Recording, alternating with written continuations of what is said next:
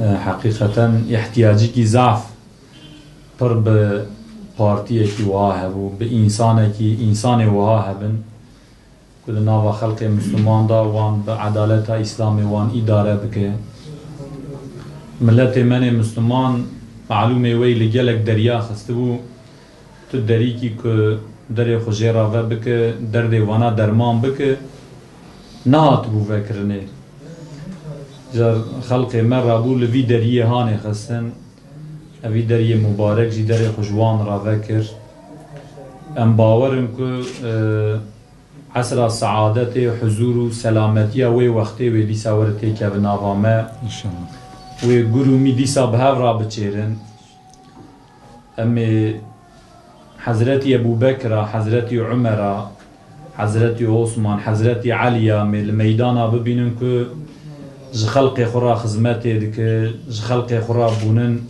خدمتکار که خو برچی دکن خلق خود تیر دکن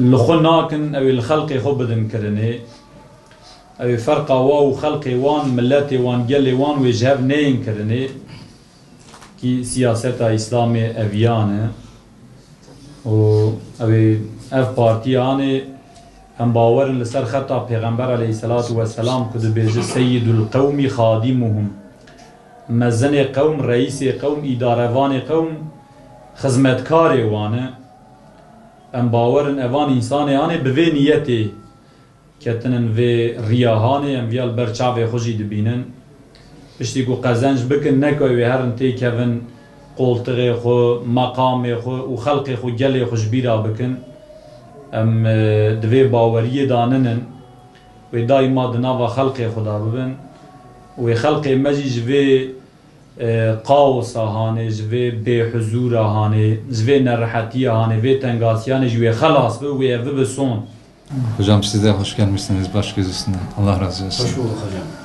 Başkanım, öncelikle Allah hayırlı uğurlu etsin. Allah razı olsun. Tebrik ediyoruz. Allah razı olsun. Allah hayırlara muvaffak etsin inşallah. Biz yeryüzünde o inananları iktidar kıldığımızda onlar iyiliği emrederler, kötülükten men ederler, namazı ve zekatı ikame ederler buyurulurken biz de inşallah bu belediyecilik hizmetleriyle bu İslami noktalarda hizmet yapacağınıza da inanıyoruz. İnşallah. Bunun yanında Allahu Teala yeryüzünde fesadın yayılmasında kötü idarenin sebebiyet verdiği noktasında bize Kur'an-ı Kerim'de ayetin mealinden anlıyoruz ki onlar yeryüzünde iktidar olduklarında ekininizi ve neslinizi mahvederler ayetiyle bizim bu noktada yönetim noktasında inançlı insanların arkasında durmamız gerektiği, onları desteklememiz gerektiği kanaatine varıyoruz. Allah razı olsun. Hepiniz de tekrardan hoş gelmişsiniz. Hazreti Ömer tek başına adaleti sağlamamıştı. Ömer için Ömereynler de lazım. Yani hepiniz Hazreti Ömer minberde ey müminler eğer ben yanlış yaparsam sizler ne yaparsınız dediği zaman en arkadan bir tane bedevi kılıcını çekip ismi de Ömer olan, ikinci Ömer olan ya Ömer eğer sen yanlış yaparsan bizler seni düzeltiriz demişti.